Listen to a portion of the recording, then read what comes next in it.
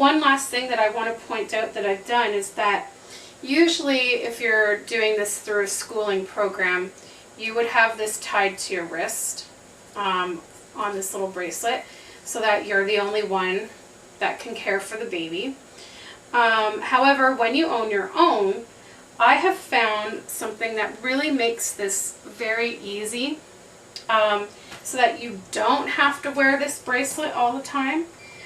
And basically what it is I've taken the ID, and I'll come a little closer so you can see. So I've taken the ID, and instead of putting it on a bracelet, I've attached a pin to the back so that I can pin it inside her clothes, and I usually pin it to the back part on the inside. And so basically what happens is most of the time, as soon as the baby starts to cry for care, you'll hear it chime, because it'll automatically have this sensor right in the area of the back where it needs to be. And so you'll hear it beep right away, and so all you have to do is pick up the baby and start caring for the baby. And I find that that really is a helpful thing. Sometimes you may have to, when you pick her up, move it around until it chimes if it doesn't get it right away, but it's a lot easier.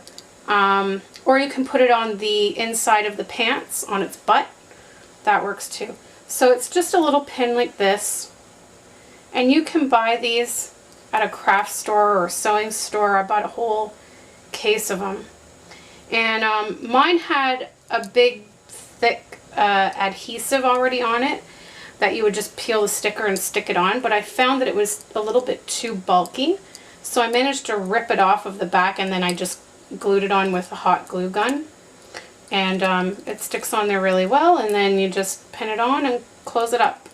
And like I said, you can pin it to the inside of the shirt in the top part, or the top part of the pants, like near the waistline, near its butt, and that really works.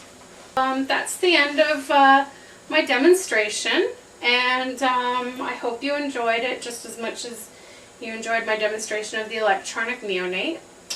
And hopefully we can get some demonstration videos up of the older models of the Baby Think It Over. I'm working on it. I don't own any myself, but I know some of my group members do, and so if they have all the materials needed for their original Baby Think It Overs to work, which is just a key in the back, then we can hopefully get a demonstration of those for you as well, so that way there's no confusion. For people who are looking to buy these on eBay, I think it's really confusing for a lot of them that don't know too much about them and how each one is different. You know, the electronic neonate, like I said, it was a toy mainly, and so the baby would cry every 2 minutes, unlike this one that's meant to be a parenting tool where it's supposed to be on a real infant schedule, so it would cry every couple of hours as opposed to every 2 minutes.